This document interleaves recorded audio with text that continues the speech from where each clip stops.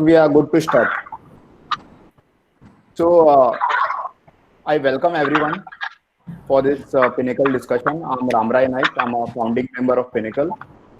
On behalf of Pinnacle, I would also extend greetings of the Goa Statehood Day to everyone. This event is organized by Pinnacle Club in association with Department of Political Science. So, what is Pinnacle? Pinnacle is a discussion club started by students of Goa University and has held discussions on wide variety of issues and issues significant to our society. Since its inception in 2018, it has consistently worked to build a community of knowledge seekers in Goa University, but more importantly, Pinnacle has provided a platform where everyone's views and ideas are freely discussed and debated upon. So all this Pinnacle wouldn't have come to its reality without the active support from the faculty members from social sciences of Goa University. Going right back to our topic of discussion today, that is migrant laborers and Goa's political economy. Although this is an open discussion, we have two lead discussants who have been kind enough to give us their time and join this session. First, we have Sir Blaise Costabile.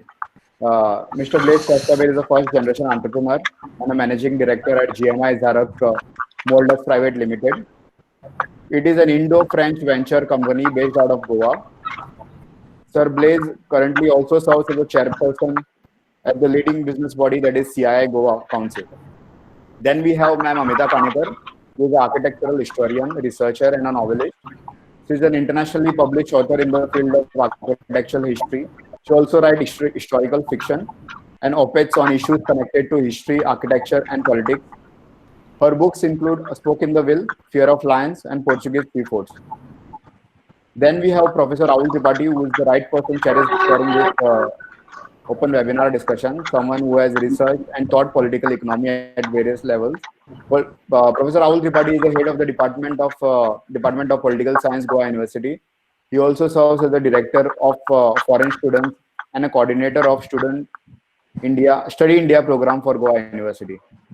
Before beginning this session, I would once again urge everyone to mute themselves and unmute only when you are speaking.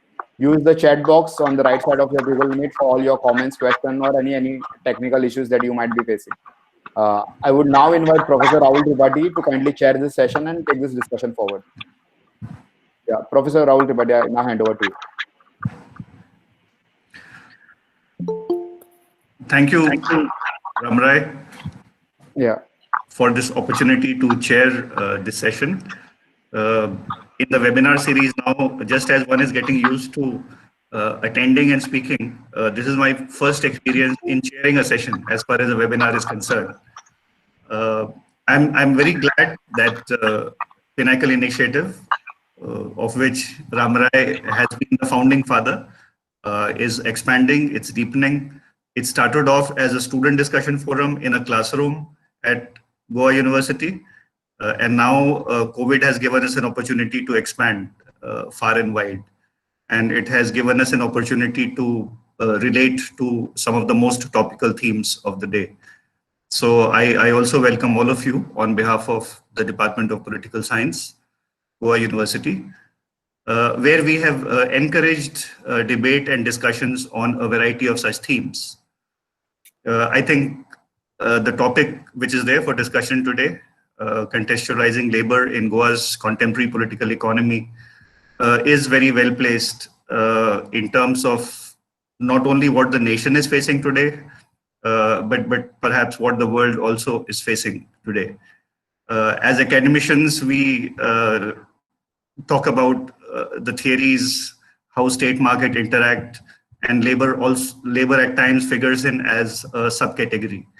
I think the COVID crisis has brought to the fore the centrality of labor in contemporary discourses of political economy. As it is a concern in India with regard to what the future of labor is going to be, given the widespread migration that is taking place, for a state like Goa, it becomes all the more important. And I think on a statehood day, this is a very, very appropriate theme to discuss. I'm also very happy to note that both our lead discussants today In fact, before the Pinnacle series, never used to have discussants, and everybody used to be discussant. But then we thought that no, if we get two people who are knowledgeable on the subject, the discussion always gets the right kind of initiation. So I'm very happy to note that Mr. Kostaber and Ms. Kanekar have agreed to join.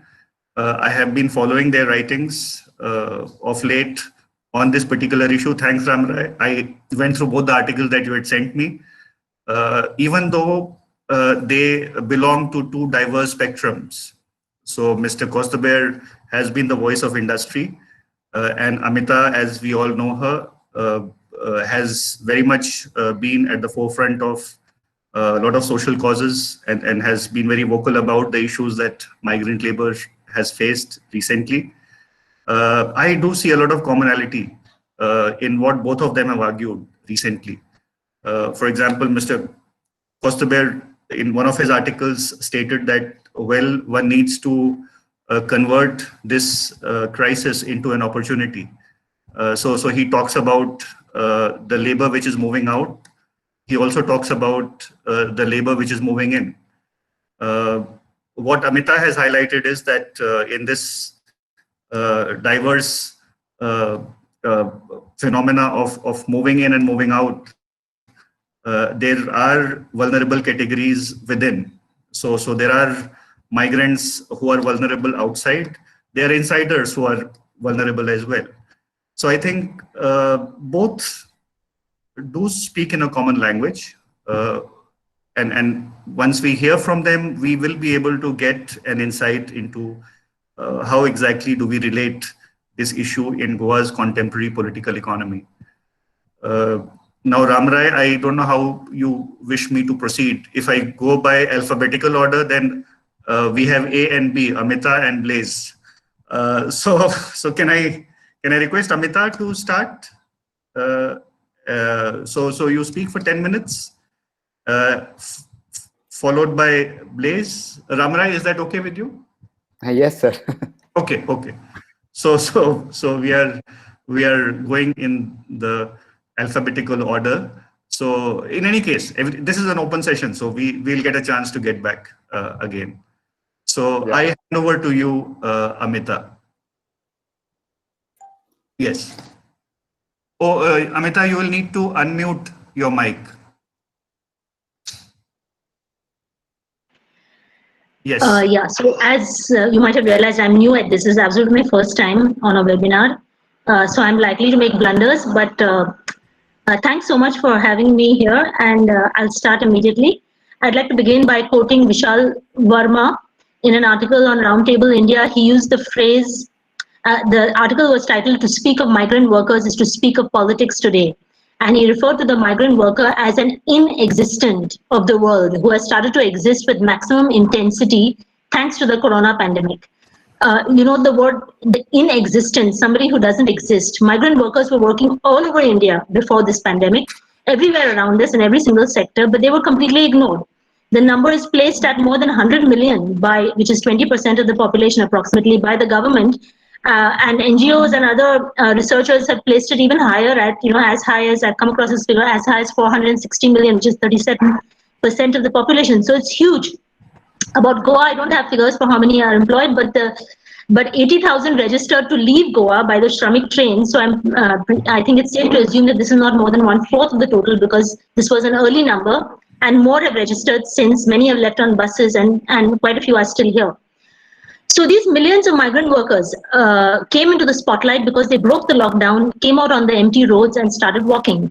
And so we now all have to face the nature of their existence. In Goa, since the lockdown began, they have been in a struggle for food, shelter, unpaid wages, and also to go home. Those who had registered to travel by the Shramik trains had been kept in the dark about the availability of trains or informed only at the last minute, which has resulted in chaos, with people rushing to the stations only to be disappointed, plus often getting beaten up by the police. These beatings have become almost a daily affair, adding insult and injury to the distress that already exists. Last night, some workers who arrived at the Bamboli migrant shelter looking for shelter were also beaten by the police station there. Meanwhile, the Shramik trains are now becoming well known as death traps. No food, no water in the month of May, no water in the toilets, no food or water on the stations. Plus, the trains are losing their way, being rerouted, reaching 3 or 4 days late. At least 2 people have died while traveling from Goa. And this after paying exorbitantly for tickets. So the first point I want to make is an obvious one, that these horrors are happening because these are workers. Because these are Shramik trains. These trains are Shramik trains. If they were Rajdhanis or flights, this wouldn't have happened. This is how workers are treated in India and in Goa too. They're treated as valueless beings who deserve zero respect or consideration. In fact, they're treated as slaves with no rights. This was obvious earlier too, but came out very sharply thanks to the pandemic. We saw industrialists like Niranjan Hiranandani and Manoj Kakulo here in Goa asking the governments not to allow workers to go home. We saw governments discussing with builders and then cancelling Shramik trains without any discussion or information to workers. We saw Pramod Sawant talking about captive labor. And we saw these trains, we still see these trains running in such a disgustingly inefficient, callous, and killing manner that they seem designed to scare people away from traveling if they value their lives. My second point is that the Indian economy is founded on precisely this brutally exploited labor or enslaved labor. It's not the exception, it's the rule. Goa is supposed to be better than most Indian states, more developed and more egalitarian, but when it comes to the migrant worker who is at the heart of our economy and so-called development, we are no better. The lockdown saw lakhs of workers dumped by their employers in Goa with a backlog of unpaid wages for work done. Forget the lockdown months where the employers were supposed to pay and did not pay. Sometimes the workers were left literally on the road, as in the case of some workers employed in laying a gas pipeline in Old Goa who are actually living in a truck before the lockdown. So in the good days, they were living in a truck and they got thrown out of it during the lockdown. Living in horrendous conditions is normal. Being paid less than survival wages is normal. Huge backlogs of wages even a year in the fishing industry is normal to ensure that they continue and come back to work. What is this if not slavery? Just a minute, sorry. What is this if not slavery? So the third point I want to make is that it is precisely this brutal exploitation that makes the migrant worker attractive to Indian and Goan employers. We all know how employers in Goa prefer migrants because, as some put it very openly, Goans are troublemakers. They also say Goans don't want to do hard work. So what is this troublemaking and what is this hard work? Troublemaking simply means expecting decent wages, decent working conditions, and decent working hours. Hard work means basically work beyond what should be expected from any human being. The simple truth is that migrant workers can be exploited far more than local workers anywhere. That's why they are always preferred. An example is the Goan taxi and auto drivers, how the Goan taxi and auto drivers get attacked by the Goan elites. Goan taxi and auto drivers are called extortioners and thieves and are compared negatively to taxi drivers in Bombay and other places because they charge more than those taxi drivers. But the Bombay taxi driver lives in a slum.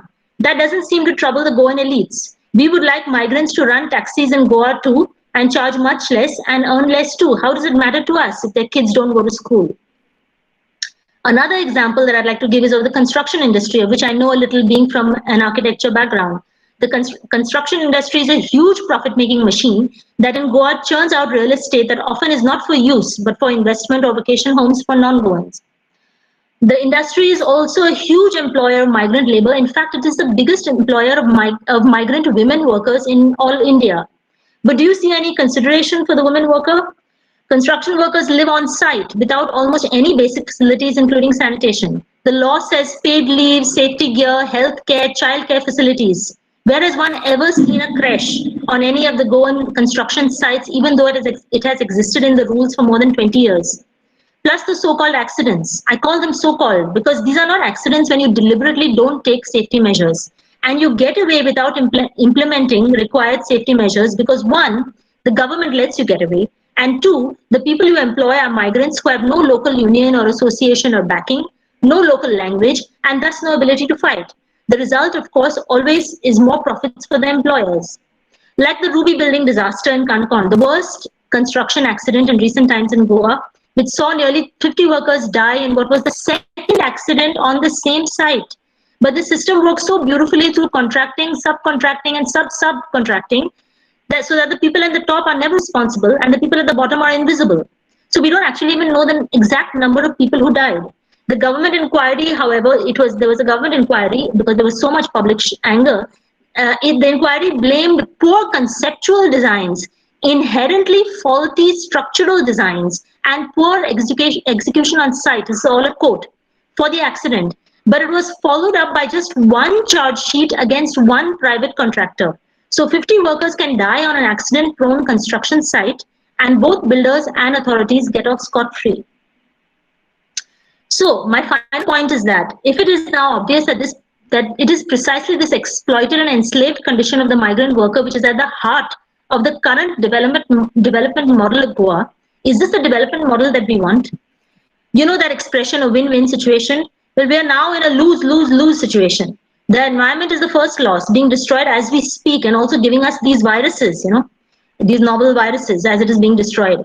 Goans are the next losers, which is why many are up in arms against so-called development. Just today, villagers of Talegaon, including human rights activist Albertina Almeida, were arrested for protesting the dumping of debris in the fields of Talegaon in order to move ahead for construction. The rice fields are being filled up in order to go for construction during the lockdown. Because this is not, the point is that this is not an anonymous environment. It means our homes, our villages, the coastal belt, which is the lifeline for traditional fishers, the jungle, which is the lifeline for indigenous people, the air we breathe, everything is disappearing or turned into poison, like the fish that we're eating today, all in the name of development. But there's also a third loser, and that third loser is the migrant worker on whose labor all this destructive development is created and who gets zero for it. Within the exploitative and profiteering model of development that is being followed in Goa as in the rest of India today, which is oriented only for the benefit of landowners, investors, and corporates, these workers are just cannon fodder. The Modi government has been criticized for bringing the economy down in the last year. But whether the economy was up or down, its benefits to most of us, including the migrant worker, is zero. Yes, most of us are employed in this economy, but that's because all there is. The only solution is then to migrate abroad, okay, which of course many people try. But now Corona has given us a break. It's given us a pause, a time to think. And the Goa government, like other governments, claims to be looking for ideas about restarting the economy.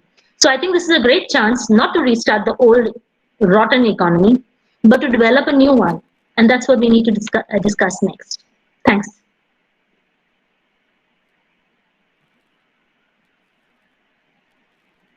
Thank you. Please unmute yourself. Thank you very much, Amita, for your very critical input. You also talk about a new start, but a new start which cannot be based on the old paradigm. You have highlighted very effectively what the contradictions of the existing economy were.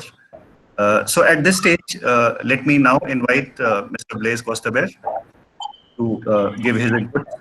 So, Mr. Blaise, over to you. Good evening, Amita, Rahul, and Ramrai. Thank you for this opportunity.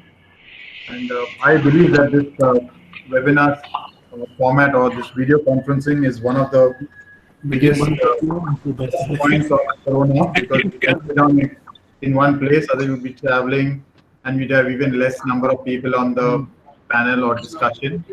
But we can also do work like designing across, geography. So there are also some positives. So that's something I'd like to look at even in this situation. First of all, I believe that the migrant exodus is understandable. They were not getting their required food, their daily wage earners, and the sudden lockdown kind of put them in a bind. They're used to buying their stuff every day, and now they can't go out.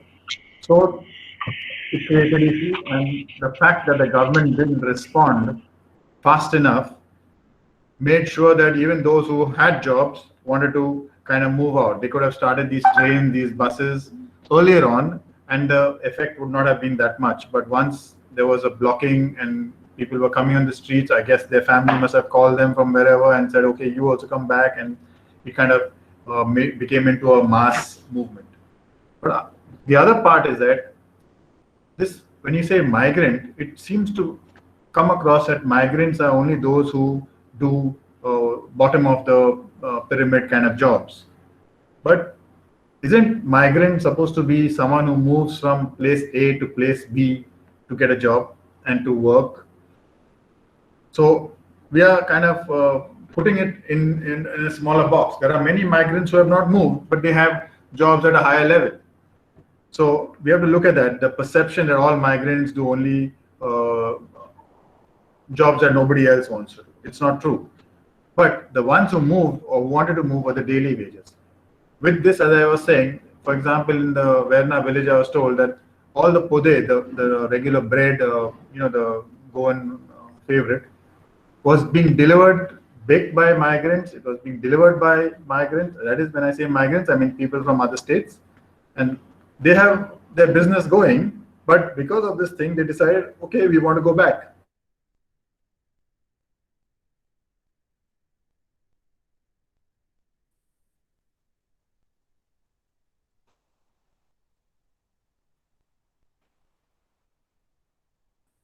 I think the video seems to have been frozen for. Mr. Blaze, can you hear us? Your sound and video is frozen.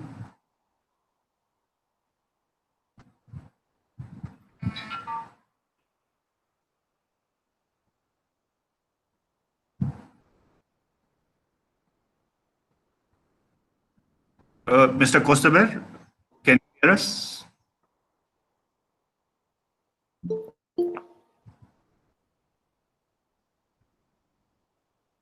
I think he has lost his connection, so he may be trying to reconnect.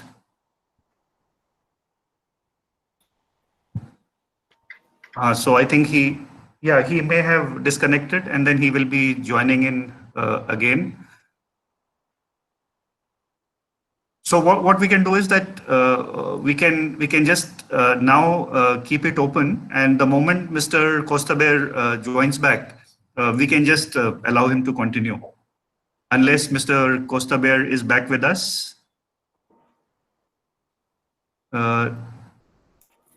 Not yet, I think.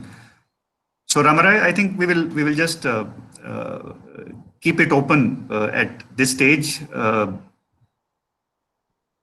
And yes, sir. And hoping I'll try to connect with Mr. Kostaber and just get him back. Yeah, you can. Yeah. Meanwhile, we can keep the discussion open. Right. So now I keep the discussion open. I mean, we are still on a discussion mode. So people may have their comments. They could also respond to some of the points which have been made. And in that sense, I'm happy to see Mr. Kostaber back. I'm sorry, but that's one of the issues with technology. Webinars is you get lost. Yeah. So, like I was saying, a migrant goes from one place to another to earn, and then when he reaches there, he sends money home and supports the people who are left behind. In a few years, once he gets rooted to his adopted place, he forgets about his hometown, and he continues with his adopted home. And many of them did that here. They were actually settled. They had Aadhaar cards, and there are no more ration cards, I think, today, but Aadhaar card is a big deal. And I think that the reason for these people not being supported is because there are no elections around the corner. So no politician wanted to touch them. They don't want to worry about them because they have become a big source or big player during the elections. And in Goa, 5 votes plus or minus means you lost the election. So there was no election, so they were again orphaned. And there was no political godfather around to deal with them or to help them. There are a lot of people who did help, but they were not politicians. They were regular people who came out on the street, fed them, gave them water, many things.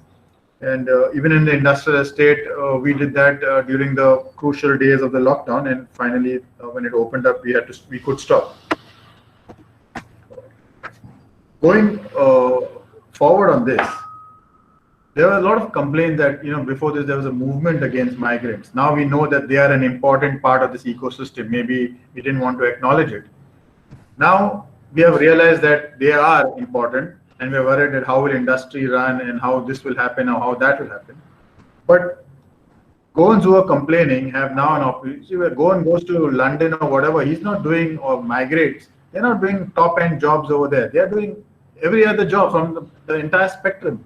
So why can't they, when they come back now some of them are returning, or many of them are returning, this is an opportunity to do the job that is available. And it's not that you pay a Keralite plumber more because he's from Kerala, or local plumber less. And I'm quite happy with what, or rather I agree with most of what Amita said, but I don't agree on the taxi driver thing. It's not that you pay a Goan taxi driver more or less. And it's the same, these jobs are available, plumber, electrician, and it's not paid based on the home state you come from. It's paid on the base of the job. And today these are well-paid jobs. So why not take it up? Farming, one of the industries that are supposed to be affected would be farming. But in the old days, in Goa, the entire family came out of the farm and they did the work. Now, farming has the best chance of recovering in this because people can come out and do their job. It would even be more lucrative.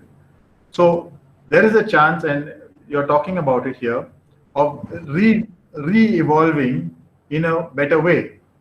And I agree with one thing she said, is that a lot of times people employ migrants or people from outside the state is because they can complain less. And even in industry, I think that is one of the reasons why Goans are not preferred. It's not only they don't want to work, some of them are like that, but they don't want to hire locals. It's because you can, you can exploit somebody who's not from here. Let me put it that way. And there's a lot of exploitation that is happening in the industry too. They're made forced to work 12 hours. They may be paid or not paid all the dues. They work through contractors. So the contractor becomes the new zamindar. So it's still happening, and there is some nexus everywhere so that it's allowed to happen. And there are things that can be sorted out, and this is the best time to do it. So with these few words, before I go forward, I would also want to check on when Goans come back. Like now the migrant labor has gone back to Bihar. They can't expect the wages they were getting in Goa. They'll have much lesser. Even if they work on a farm in Bihar or in Punjab, the rate of wages will be most likely lower than in Goa. That's why they were coming here.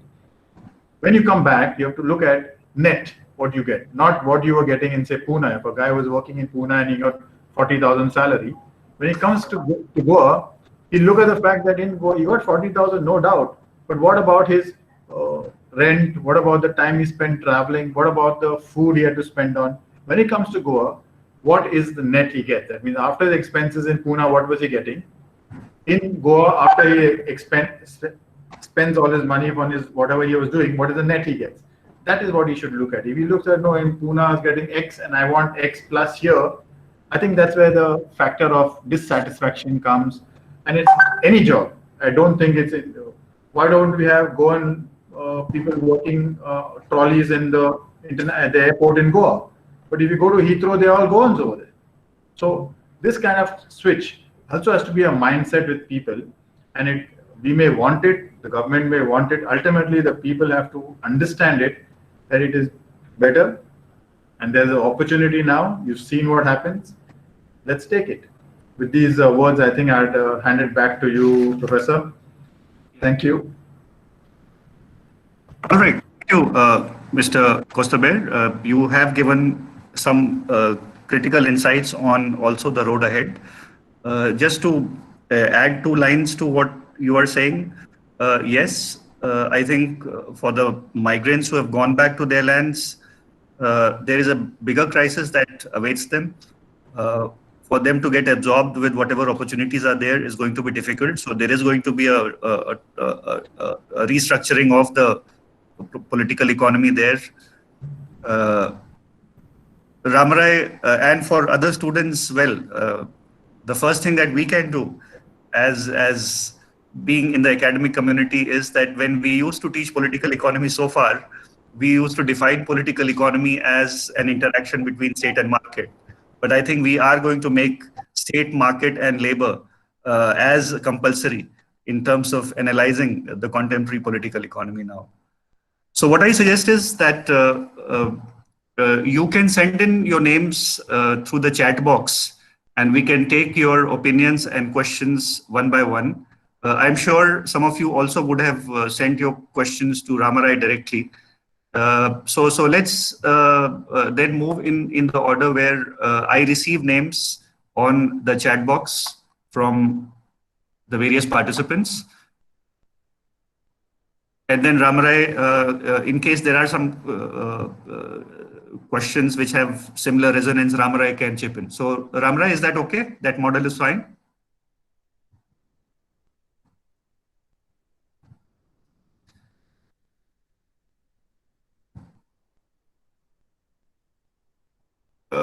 Okay, even as I wait for Ramarai, I'm just moving in the order of the list that I have so far.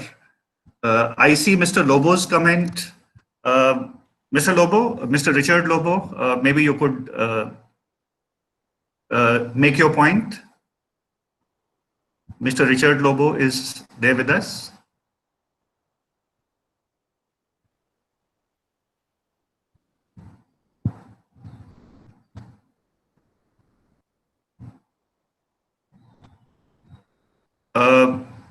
Mr. Mohit Suktankar.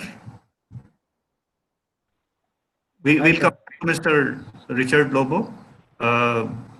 Mohit, you also had a point, so we request you to make your point.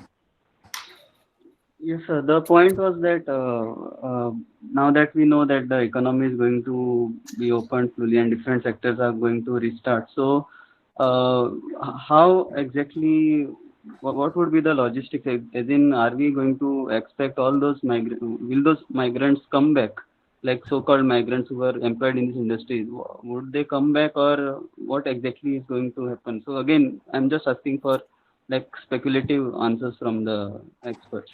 Yeah, certainly. I mean, that's a valid point to which Mr. Blaise Kostaber mentioned. Amita, would you like to respond to this particular point? I mean, you feel that the manner in which the migration has taken place, the possibilities of the migrants coming back with the same intensity, how do you look at the scenario? Amita? Yeah, you will need to unmute. Yeah. No, basically, I don't have a clue. I mean, whether they're going to come back or not. But going by interviews, I think the common interview has been we're not going to come back. The common answer, rather.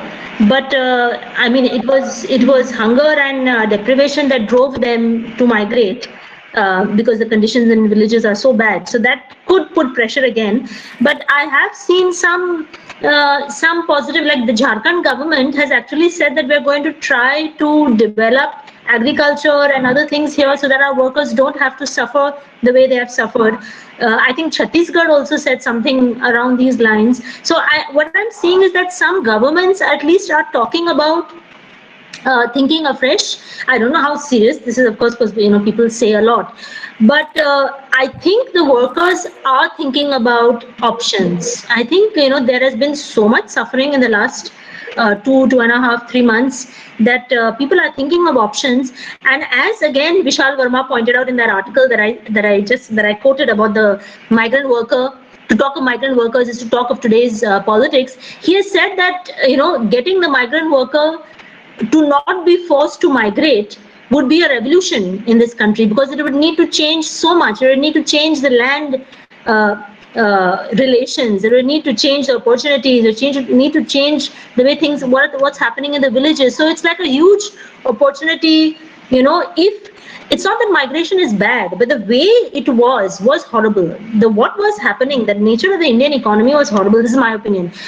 So in the sense that migration can happen, but it has to happen under different circumstances. So if workers and people, all people, everybody rethinks from this, I think it will be very good. I don't know whether what's going to happen. That we'll have to see. But I think a lot of people at least expressed a desire not to go back.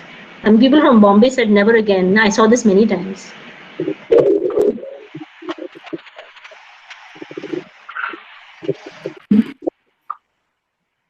Yeah, I think Professor Rahul has also lost a connection. So I would now maybe invite someone else who can share their comments about this topic.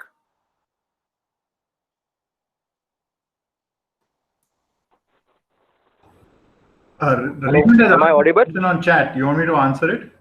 Yeah, yes, sir. Yes, sir. You can answer.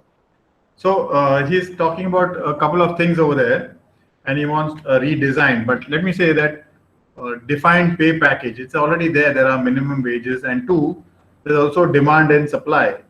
If a person has better skilled, obviously his rates will be higher than somebody who's not so skilled. And when they, if there's a shortage, there's obviously going to be, because you've got to run your industry or your thing, so you will pay more. So pay is now market driven, and you can't, if there is a surplus of workers, then you can consider that the rates will be down, but otherwise, so minimum the government has already. Staying conditions, actually staying conditions are not the industry's responsibility. Maybe if you stay on site like a construction, then yes, but otherwise you go down to say Verna, where we have a big industrial estate. Everybody and his uncle has built a house or built rooms for renting out, and they don't follow any norm or rule. There are no toilets, there's no sanitation, there's no garbage collection. All the people staying there, they stay 6 in a room, which is maybe 6 by 6 or whatever size. And these things are when the people in the village ask the industry, what are you doing about it? We say, but we're not hiring them and telling them to stay in that place. The panchayat is supposed to look at why these illegal places were built in the first place. But no one is doing it because everybody is earning off these people. They are coming and working in the industrial estate, going back and paying the rent. The money is earned in the estate. So it's ultimately coming from the estate. But there something has to be done on these staying conditions. They're totally illegal and not supposed to be there because the rules are already there. Then he talks about compulsory schooling and education for them and their family. Most of the schools in around Verna are diocesan schools, and they are all having kids from these backgrounds. But also compulsory, kids have to study. So there. I don't know what he means by predefined rotation in their service in Goa. I mean, what are you supposed to do? Take him and say, okay, now you do this job, then you move him to. That's not the way it works. I mean, there's a limit to what you can do. The guy wants a job, he will come and do the job. He says, I am this skill, and you will employ him for that skill. But rotation, I don't think that you're not doing training over here. So Okay. thanks. Okay, sir. Sir, I think Sir Nilesh Borde wants to respond. Mr. Borde, you can just join in. Yeah, hi, Amrit. Thank you so much. Hi, Blaze, and hi, Amita. Nice to see you all, webinar like this. Just a few points that I have. I don't really have a question, but just a few points that I have. I mean, even before this COVID thing happened and the lockdown happened, if you notice, the reverse migration had already begun. If you really look at the data that we are talking about, there was to a very large extent the painters who would be from Chhattisgarh or Odisha have declined. I mean, this is a process that started happening much before the COVID thing. Now, whether people will come back or not is an issue. But I have my own feeling that unless there is certainty that is brought in terms of about this corona as a disease, and how is it going to impact the economic development, till then I don't think anybody is going to venture into uncharted waters. So again, people who have gone back from here coming back sounds a bit tough, unless you're really talking about labor which is right at the corner or the boundaries of Goa. So maybe, Karnataka, the parts of Maharashtra, these are the places where people would probably tend to come back. Another important thing is, the direct benefit transfers directly into the accounts of people through schemes like Manarega, which is now creating a lot of earning opportunities in their own places. And so therefore, again, as I said, it's going to be quite tough. And therefore, even when Blaze and I had actually interacted, or we had spoken about it, I think even industry will have to start looking at automating its routine processes. Migration is going to be a little tough task to look at in the immediate future. So these guys coming back to Goa, unless they are at the boundaries of Goa and Maharashtra, Goa, Karnataka, it sounds a bit tough. Again, my viewpoint. Thank you.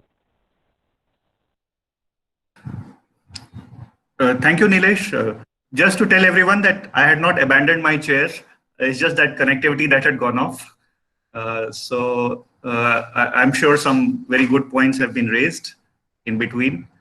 So Akriti, Arya, you have mentioned some points. So would you like to intervene at this stage? I know your question is very much there, but why don't you state your point? Akriti, Arya. Hello. Yes. Am I yes, audible? Yes. Yes. Okay. Good evening, everyone. I would also be happy if you just introduce to us, because we yes, have sir. many new members who have joined today. So I request everyone to just introduce himself. Yeah. Yes, sir. I'm a student, master's student of Urban and Regional Planning in School of Planning and Architecture, Bhopal. And I am doing my thesis on spatial transformation of Goa. So this is basically a part of my research only. Sir, when I visited Goa in February, what I noticed mostly was that a lot of people employed in tourism sector, especially like the people waitering in the hotels and restaurants, the bar or the people em- uh, employed in tourism sector were mostly migrants. Even the shopkeepers also, people coming from Kashmir, from Northeast Nepal, and I knew a few people from Bhopal also who went there in a group to get some exposure in the tourism culture that we have in Goa. For that. So, sir, I actually wanted to raise some points that how do we quantify the number of people coming outside from Goa and staying there for a season? Like, what kind of seasonal migration is there in Goa? What are the major industries in which they are employed? And along with that, what are the attractive factors that these people are coming from outside the state and staying there for a season, for especially during tourism peaks, and how the industry is going to be affected afterwards? Okay. I have a suggestion. Maybe Amita and Blaze, you could just note down some of the points which are being made, which you feel are relevant from the perspective of what you have said or based on your own specialization. And then Yes. at the end, we will have both of you to just reflect and respond on these points. And So, sir, I have one more query. What can be the new interventions? Like sir, Blaze sir said that since farming was the earliest occupation there for people, and which transformed into the tertiary economy. So now with the current situation, when people will not be willing to travel such distances, and we can say that it's not very like people in the right mind also wouldn't prefer doing that. So, what can be the possible interventions to boost up the economy in the state? all right. All right. Akriti. Thank you. So they would note down the points and then come back at the end. Okay, sir. Ramanand had a point. Would you like to intervene? Ramanand has mentioned that migrant workers are the biggest pillars of our economy. They are mentioned in the informal economy. Around India, we have 8 crores, and in Goa, 3.5 lakh. Norman, do you want to say something at this stage? Yes, Yeah. I would like to give my opinion saying like at the moment the current situation like the GDP have dropped down to 3.1%, which is very bad in history of India. So I feel like rather than depending on someone, like no doubt migrants have is the main pillars of real estates also, the construction side and all. So we are making a good thing on the real estate, but now I think for a 2 years down, there won't be a very good market on real estates as I had worked on it. And rather than depending on that, every Goan youth have to be mobilized and start up a small scale business. Like doing a small scale business is not a shame or anything, because many people feel, I'm not doing this, I don't want to do that. That attitude should be broken down. I feel so. And people have in my area we have started mobilizing every youth. So now if you come to Santa Cruz constituency, there are many youth who is not ashamed, and they are doing their fruit business, vegetable business, fish business, on all very small scale industry, small scale businesses.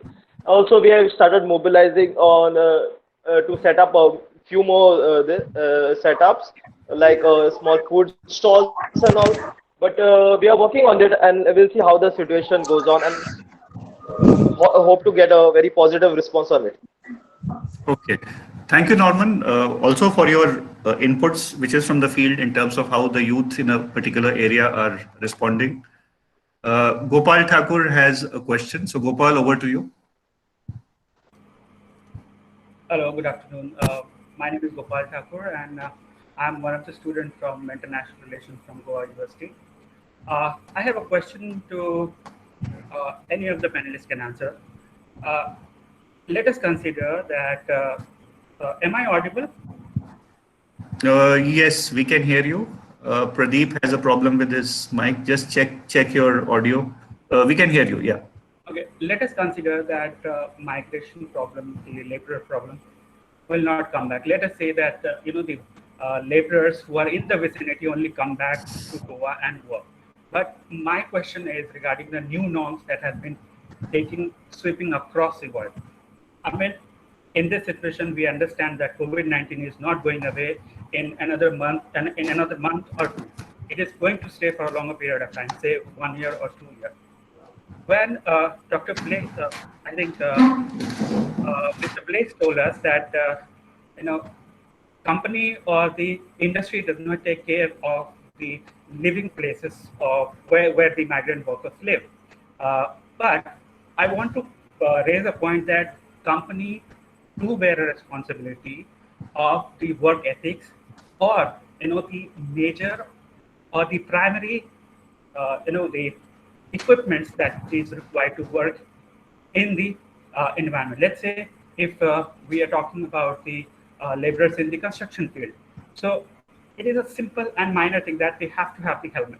But right now, more than a helmet, they have to have that, anything that can stop the contagion. So these are the things that the companies have to take care of. So I want Blazer or any of the panelists can focus on these things, wherein how company or the employers can do something about it, that how to check the contagion, because health is always important, be it migrant laborers or anybody working in the field. So that's it. Thank you, Gopal. So your points are noted.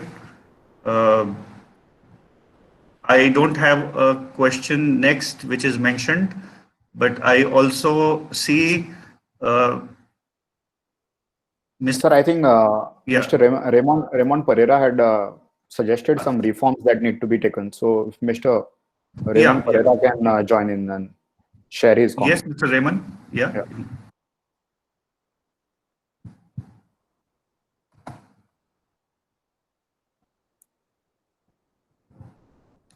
Okay, great. Hi, my name is Raymond. Can you hear me? Yes, loud and clear. Okay, actually, thank you, Mr. Blaze, for answering some of the points, but actually you didn't understand some of the queries that I wanted to say.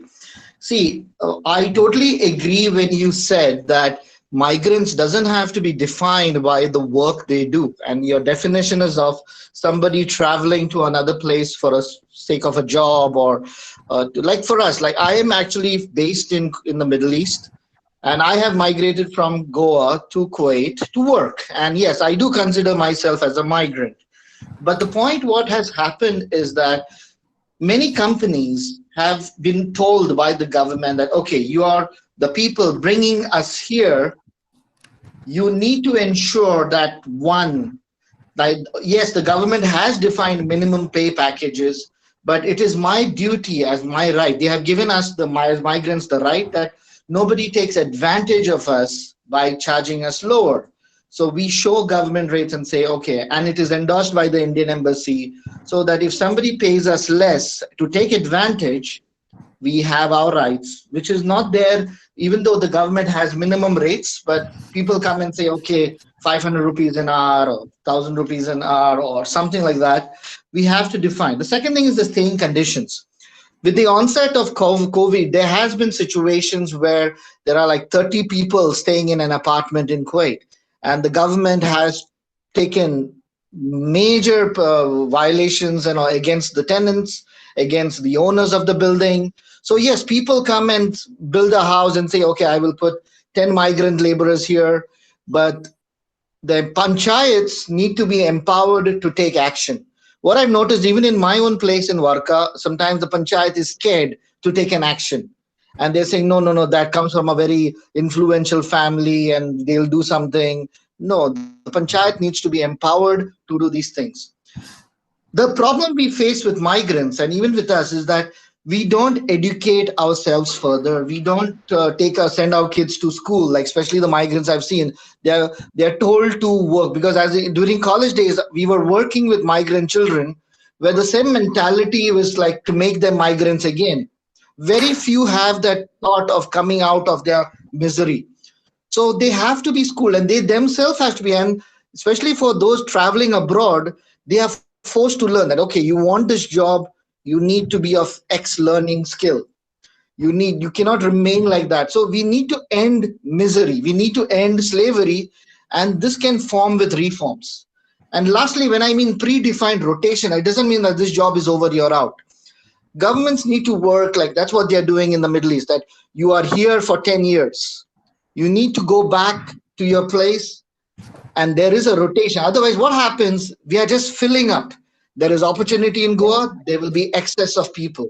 We don't kick them out, but they know in advance that there is a rotation going to happen, that more people are getting opportunity. Others need to go back and support their infrastructure back at home. Like, we can't be working forever in the Middle East and just filling up the Middle East while our place in India is forgotten and lost.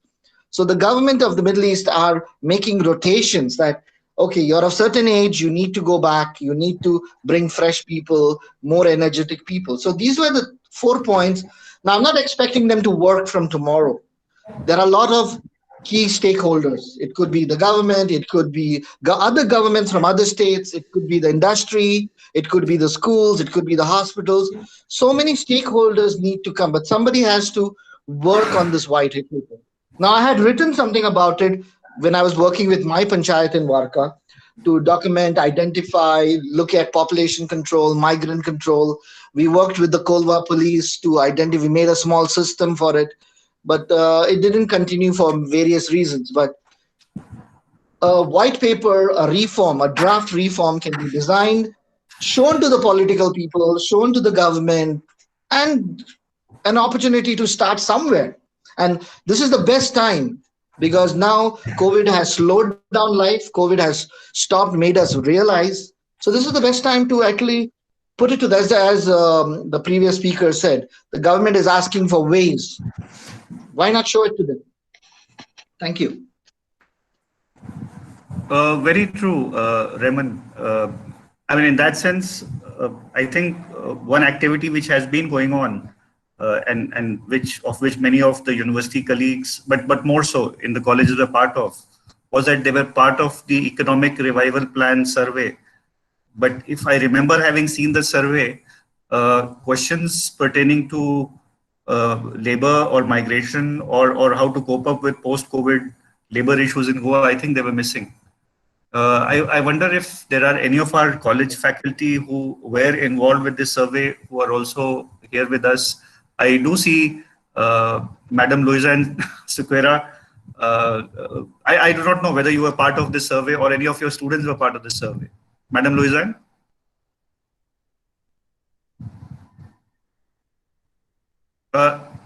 You will need to unmute your mic.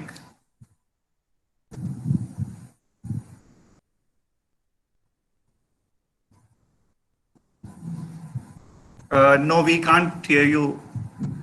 She's seeking some assistance, I think.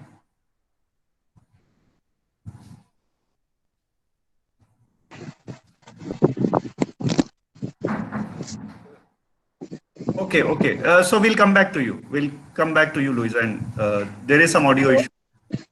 Oh, yes. Hello, Rahul. Yeah, I can hear you. I was part of the survey for the economic revival of Goa in one of the panchayat. And we just had a discussion in the panchayat. And in the panchayat that I was working, we found people were receptive to training imparted to them to help them to carry on.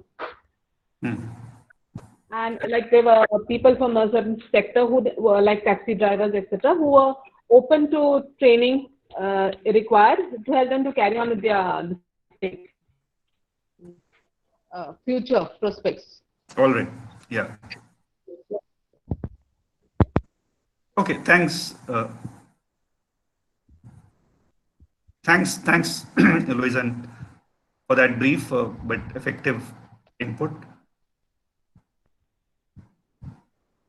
Do we have any further participant who would want to intervene and mention a point at this stage? I also see Yugang Nayak. Yugang, are you in or are you out?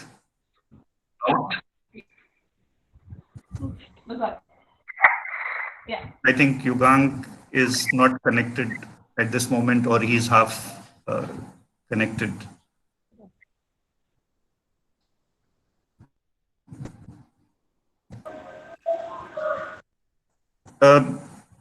Just a couple of points. You can also regard this as a comment or a question, which is an open question. As I was saying, that I think in the future political economy that we are going to conceive, whether it is local, Goa, national or international, I think a very important thing is going to be that we have to bring questions relating to labor in the mainstream of the discourse. What has happened is that, as everybody has rightly pointed out, that I mean, somewhere down the line, labor has been hidden. So it's a subset. Now you have to bring it from the subset to the mainstream. What is discouraging to note is that, and Amita would bear me out, that even during this juncture, when perhaps there should have been many more policies which should have been pro-labor, there are dilution of the labor norms taking place at various places. So in that sense, it's a job which I don't think labor movements in India can do alone. In that sense, I think academia, policy making has to be a lot more receptive to what the central issues around labor are going to be, particularly in a country like India. I mean, had we been a country which was of a very small size, the recovery process and the ways ahead would have been different. So in that sense, the manner in which we visualize our local, national, and global political economy certainly is going to be different. I take the national picture because, I mean, of course, I am also a migrant. If I go by Blaze's interpretation, the place where I come from, Gorakhpur, has seen reverse migration. Now, of course, the first point of entry is that these people who are going back, they want to be safe. They want to be with their family because that gives them a psychological satisfaction. Now, presuming they settle down after a while, after the quarantine norms and all are there. Now, how are they going to survive in the economy, which is now going to face one of the worst phases that we have ever heard of? So yes, there are some state governments, including the government of UP, which appears to have taken note of it. So there are talks of skill development, mapping of labor resources going on. But what I feel is, and that's where perhaps Amita can fill in when she responds. I mean, we do talk about decentralized models of development and governance, but these have been more textbookish. Perhaps the right time now has come for us to look at the district as the hub, so that even if there are people who are moving out, I mean, district should provide enough opportunities in terms of education, employment, health, so that this widespread migration that takes place, that can be curbed. So I would therefore look at revisiting our political economy and also revisiting our public policy. So as we wait for some further points, maybe Blaise and Amita, you can reflect on the points which have been made so far. So now I reverse the order. So Blaise, maybe you could reflect on some points that have been raised. Yeah. You'll have to unmute.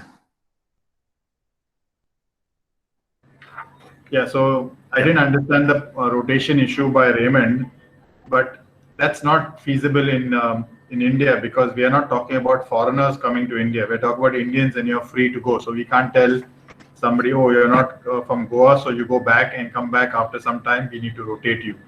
It's not feasible, and I don't think it will happen also. Everybody is free to come and go wherever they wish and work wherever they wish. And as far as panchayats are concerned, it's not because they are frightened. It's because they are well paid to look the other way, because all those illegal dwellings pay them to allow them to stay. Otherwise, if you don't pay them, they will shut you down. So I don't think he's very clued in to what's happening in Goa. So we leave it at that. But I would think that a couple of things that are going to come up is, there's even a move to start a migrant facilitation center. And one of the roles of the center would be they'll be taught about, they'll be given views on their rights or the way things happen, so that they can assimilate and move in and be better off than the previous time. So there are things like this happening. So there is going to be some change. It's not going to be the same thing as before. And two, with this migration, there are a lot of people who might not come back given the emotional scars that would have been created. So there is going to be a shortage, at least in the short run. And that shortage means that it is going to drive rates up.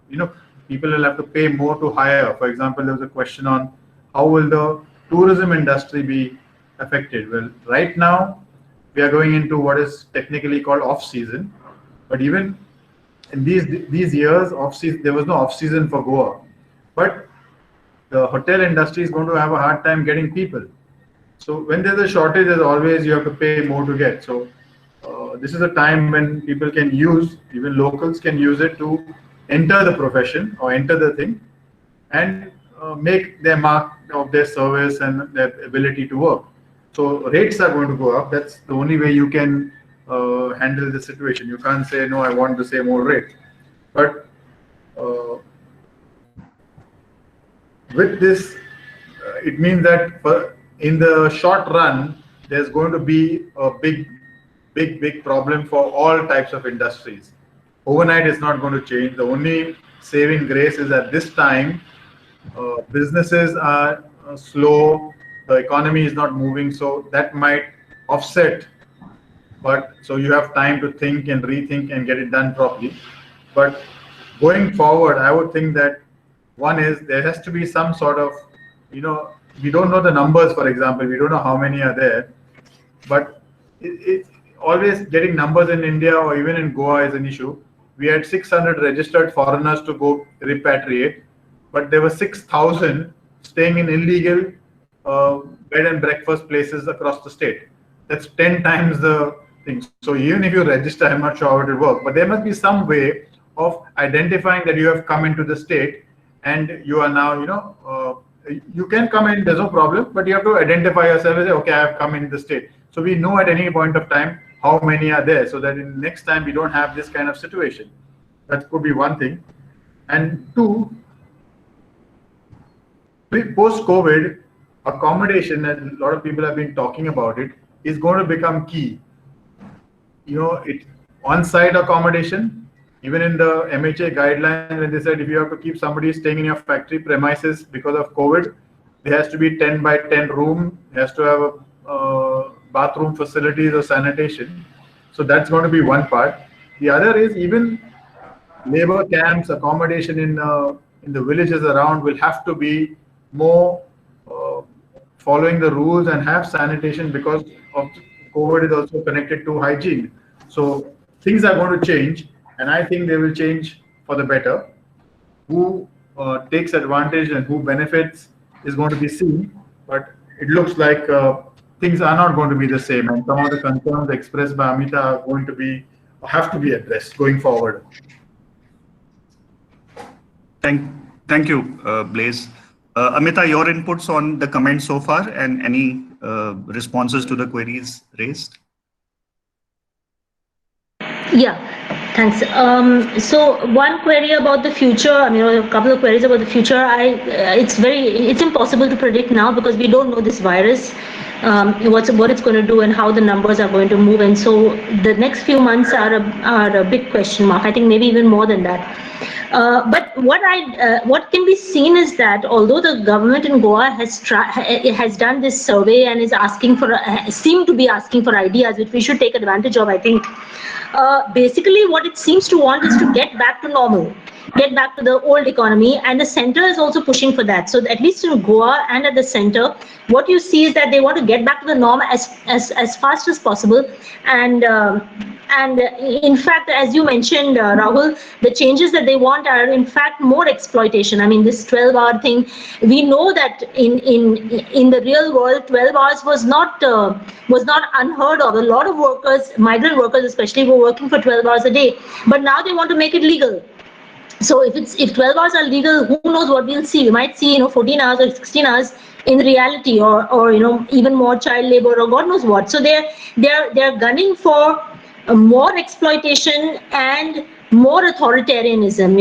The putting down of protest, and the way the lathis are being used in Goa, and the way the police and the paramilitaries have been used during this lockdown, and the way people have been arrested in Delhi and elsewhere. So there seems to be we're looking. I mean, some governments, the center and Goa especially, are looking at return to the old economy and more authoritarianism, which is, I think, not going to help anybody except for the profiteers. Not going to help at all in the long run, and I don't know what kind of social response also it's going to get. It's going to be bad if they push that way.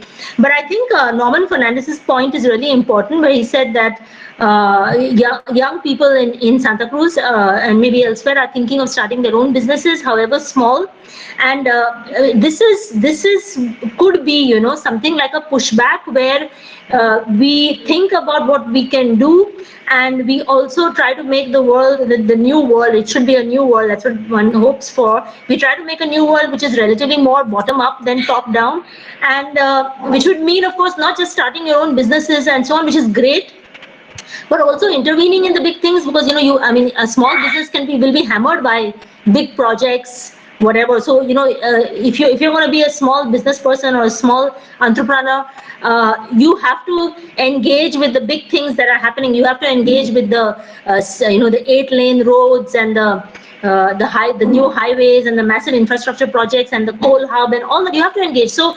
I'm looking at hearing this also, that we go towards more of stuff from the bottom, ideas and enterprises from the bottom, but we also intervene at the and we stop some of the ideas at the top.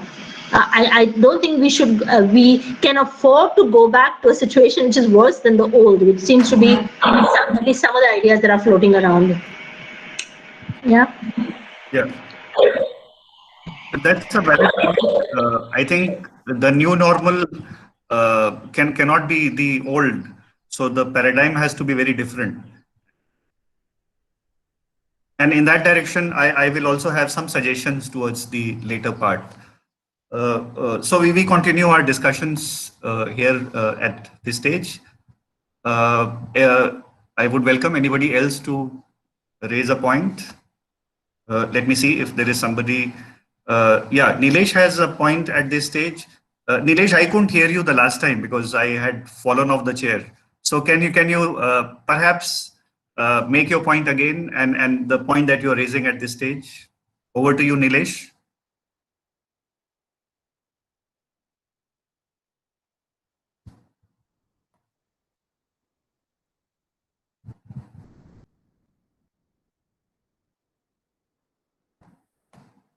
Nilesh, are you there?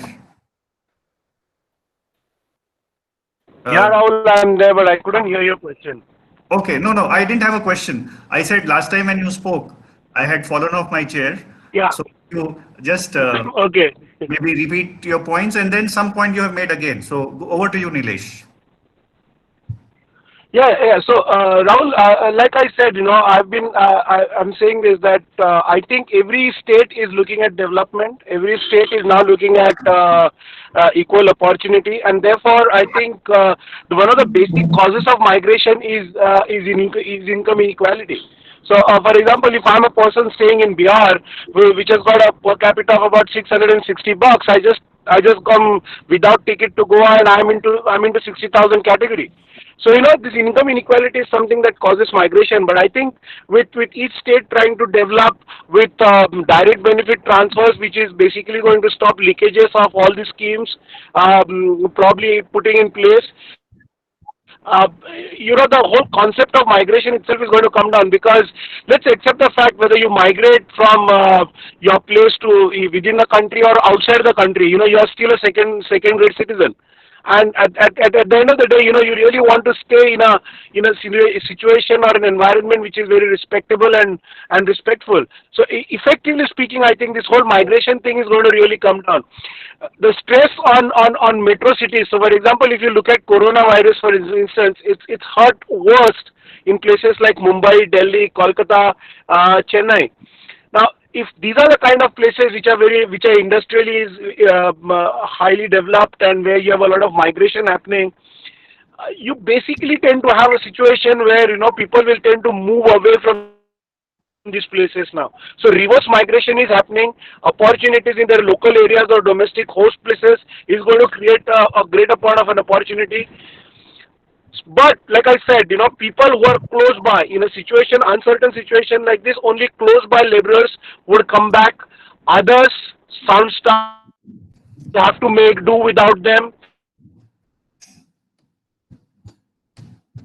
They will have to look at opportunities or options without these guys who are having to come back. So faraway guys like Chhattisgarh, Jharkhand, Uttarakhand, Odisha, Bengal, Uttar Pradesh will not really come back, is my take. Longer term, I think entrepreneurial opportunities to be created is a very important thing to look at, which will solve a lot of these migration issues. And just some of the cues.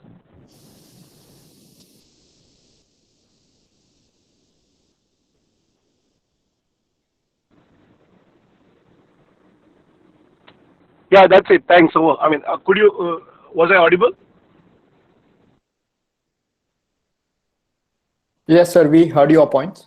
I think Sir Rahul also has lost the connection. So I would now request, Yeah. I see some points being made in the chat box. Sir Yugank, sir has made some points. Sir Yugank, can you just join the discussion?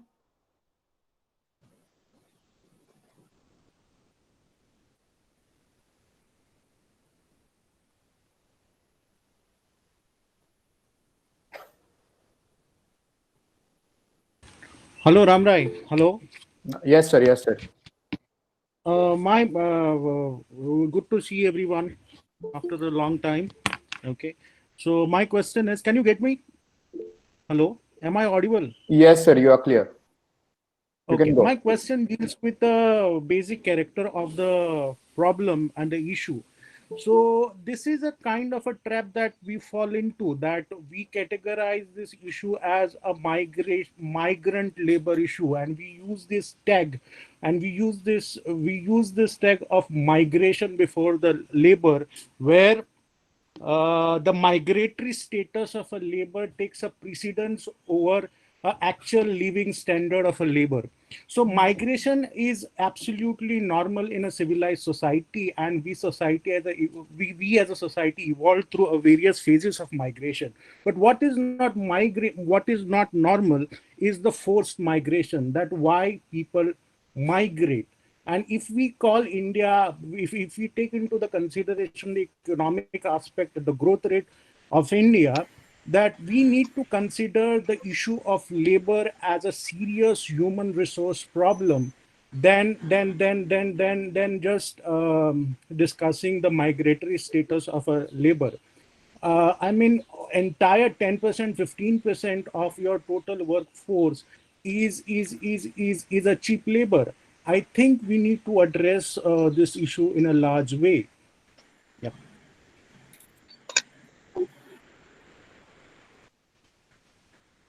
So if you permit me, Rahul, just want to quickly react to what Yugank is saying.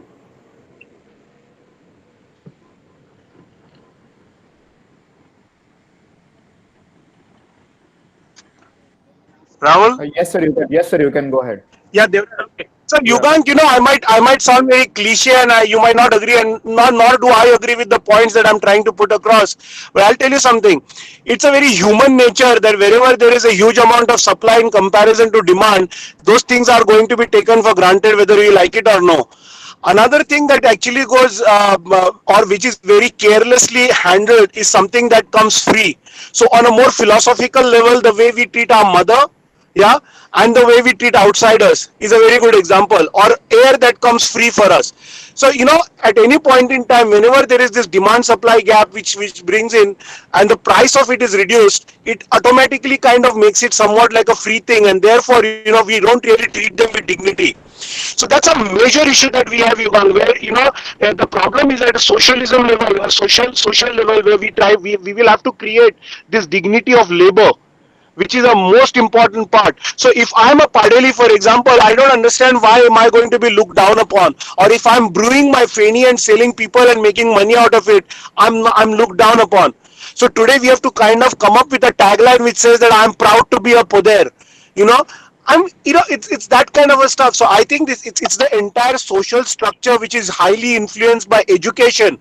The reason why I was talking about it is, at the end of the day, I've been constantly saying this on many platforms. We talk only about the four pillars of a society. We talk only about the politicians, the executives. We talk about the judiciary and the media.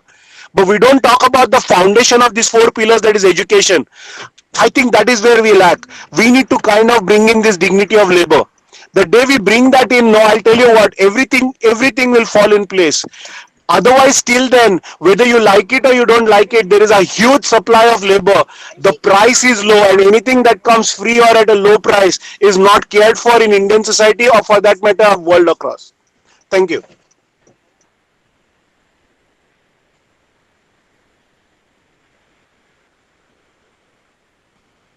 Sir Rahul, I think we still can't hear you. So I see Sinia, if I pronounce your name correctly, you had also put across your question in the Google Forms, and I think you have still made some points on diversification on how we can go forward. So Sinia, if you can just join in. Hello. Yes. Yeah. I mean, it's as I've said in the chat itself, and as I raised in the question about this problem where we sort of still focus on the tourism, the tourism economy, and how we don't end up using this probably as a way to move away from that economy. But I also want to just follow up on what was just said, and this is a problem about dignity of labor, and why do we see certain jobs as worth more and worth paying more than others?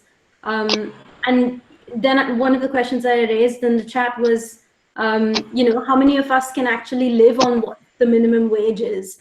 Because that's ridiculously low. I mean, even being in Goa, you would not be able to. I'm abroad, so I'm speaking from a place of privilege. But just being in Goa to be able to live on that amount is just ridiculous, and no one should be able to. It should be made to work for that amount and the amount of work that is demanded as well.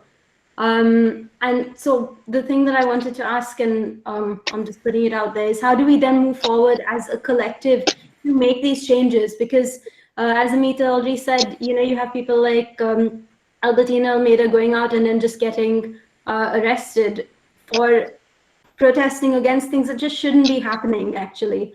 So, what can we do? What are the next steps that we need to take that are really concrete and active? Yeah, that's all I wanted to say. Sorry.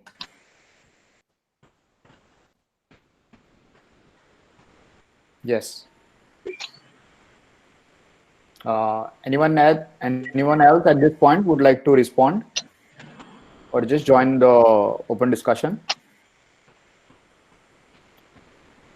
I see Parag Raikar has made some point. New enterprises can be rebuilt, but the issue is about the migrant labor cheap wages. Is it our grown brothers who will work at that rate? Parag Raikar, you would want to elaborate on that point? Hello. Yeah, Ramarai. Yeah, I want to elaborate. You all can hear me? Yes, sir. You're audible. Yeah.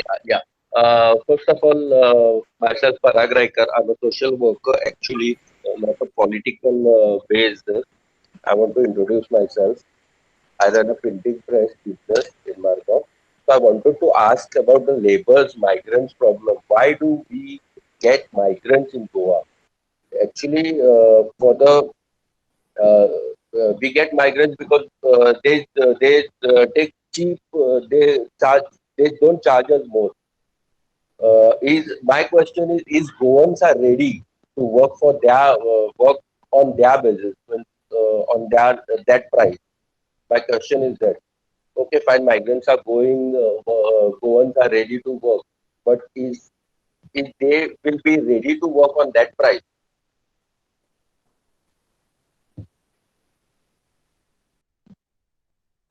Okay. So, anyone wants to respond to this question that has been asked by Parag Raikar? Okay, sorry. I mean, I think I'm butting in a bit too much. Okay, but still, I mean, since no one is responding, I thought I'll just say. So, Parag, I think my take on it is a very simple one, and I'm completely open to correction. But my take on it is very simple. Nobody would want to go look at a degrade of pay. Yeah. So, for example, if a Goan person has a per capita of 60,000, and then you expect him to work at a level of a migrant laborer, it is not going to happen. But whereas a guy who comes from Bihar, who earns about 600 rupees per capita, for him to earn about 12,000 or 15,000 is a great increase in his per capita. You see, so see, one has to understand the logistics as to why people who migrant laborers are willing to work at a lower rate.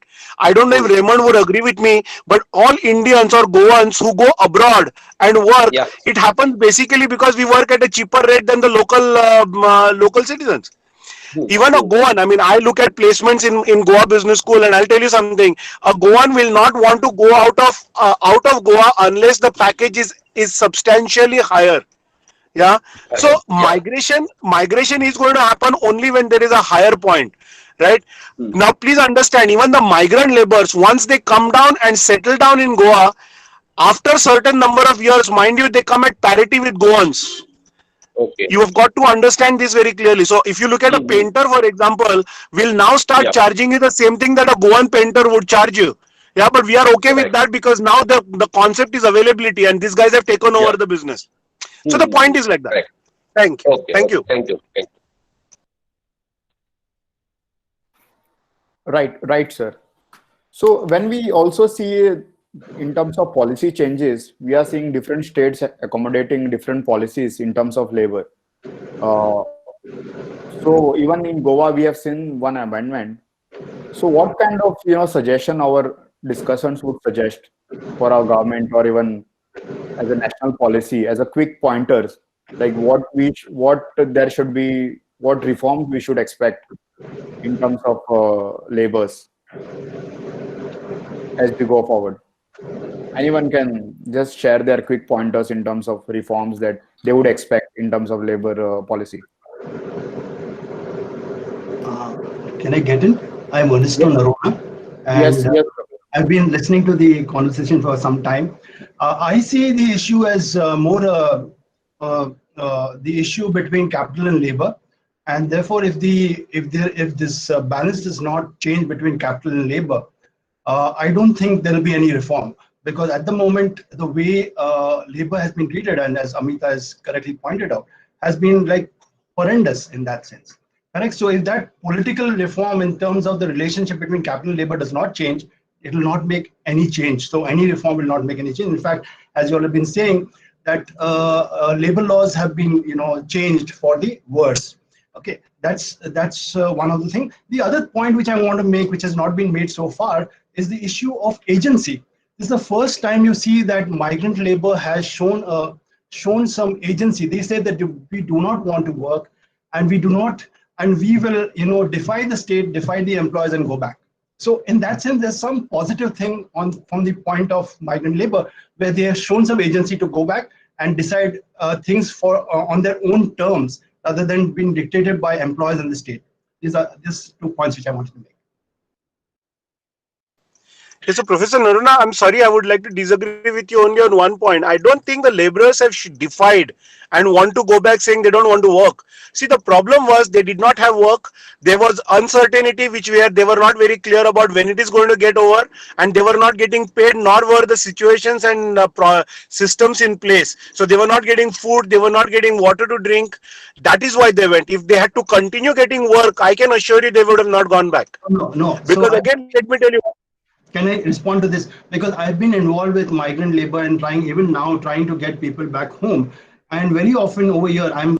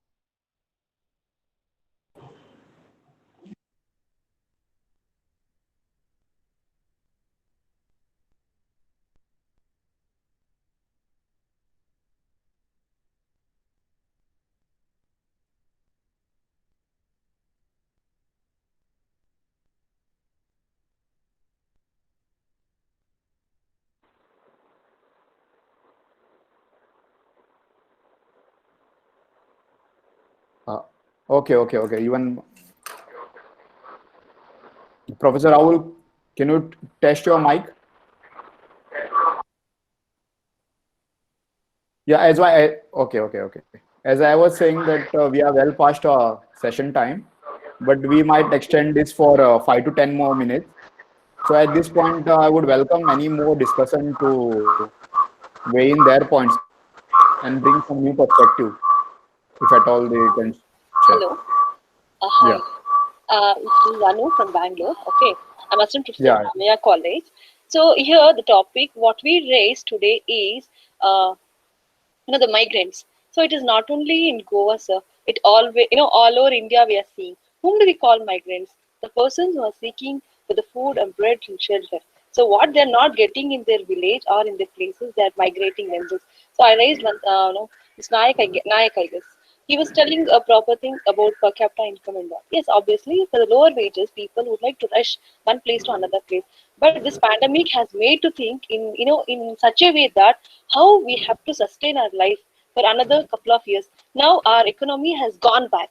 Being a political science, the faculties and or a student, we have to think in such a way how the policies can be implemented and how it can be ensured the upliftment of the migrant people. Hope you all will agree with my words. A small suggestion also I would like to give, how the government can implement our words by using probably our panel discussion, maybe give us a good knowledge in this session, because every day in newspapers we are seeing these migrants, how they are suffering, they are walking all the way, the stomach train, they are traveling one.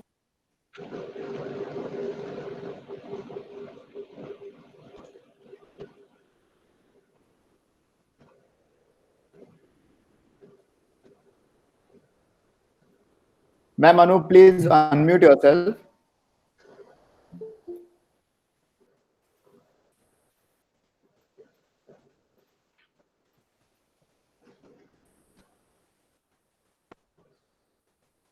Ma'am Anu, kindly unmute yourself. We can't hear you. Yeah, I have done. Yeah, Yeah. yeah. No, I have done actually. I have done. So you are done? Your point is? Yeah, yeah. Oh, Yeah, yeah. okay. Okay, so maybe our lead discussant can join the discussion again and share their closing remarks at this point. Yeah. Yeah. Thank you.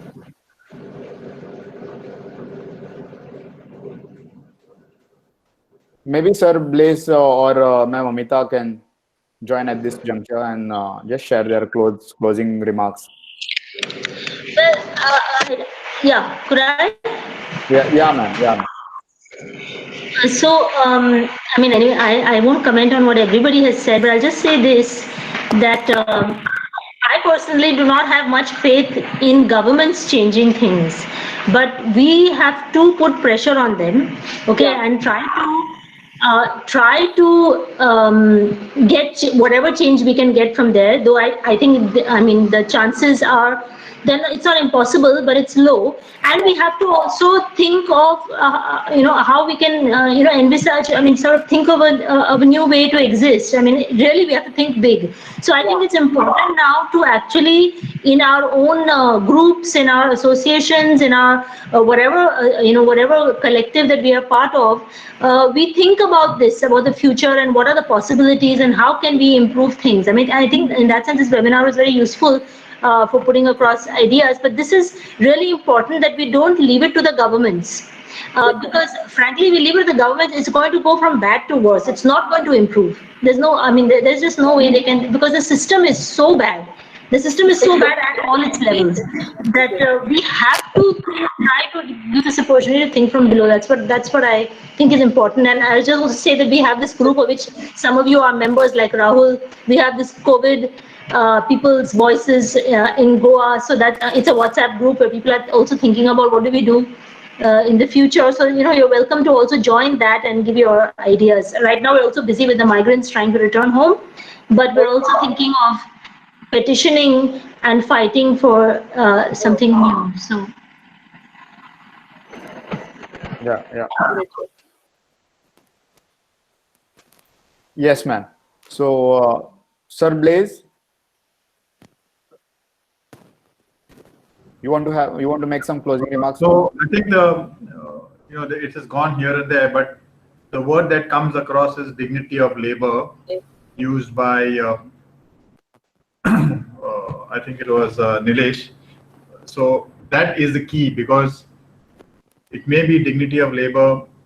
If we look at it, that any job should be feasible to do, then we will do it. And pricing, there's a lot of talk about minimum wages and how people can live on that. That is a government mandated. But if you try, for example, in the industry to get somebody at minimum wages, it's not possible because the rates are moved beyond that. So minimum wage is mandated by the government, but you don't pay people that, because you need people, you pay them more. And this is something that has to be looked at carefully. There is a gap created. That gap has to be filled, either to be filled by people coming back or the locals taking up these jobs. Choice is left to the individual. As far as changing things around, yes, the government is the last resort.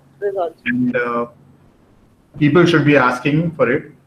But COVID is going to create the situation where people are going to push it. Earlier, we used to just leave it. But now, because public health is our health, we are also getting involved in it. So things like cleanliness and hygiene are going to be factors where, if left to the panchayat, they wouldn't bother. They would take a few rupees and close their eyes. But today, people are going to be standing up and shouting that, no, this can't happen. It has to be done in the right way. So post-COVID is going to be a time where things are going to be different. And that time has come to stay. Now, how different or what it's going to be look like, but I'm sure that tomorrow is going to be a different day. Thank you.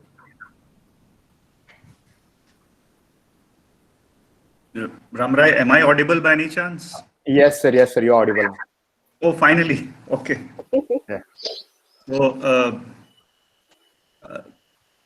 I think in terms of the inputs and comments that have come, there are some very, very valid points that came, both with regard to the kind of crisis that the COVID scenario has posed before migrant labor.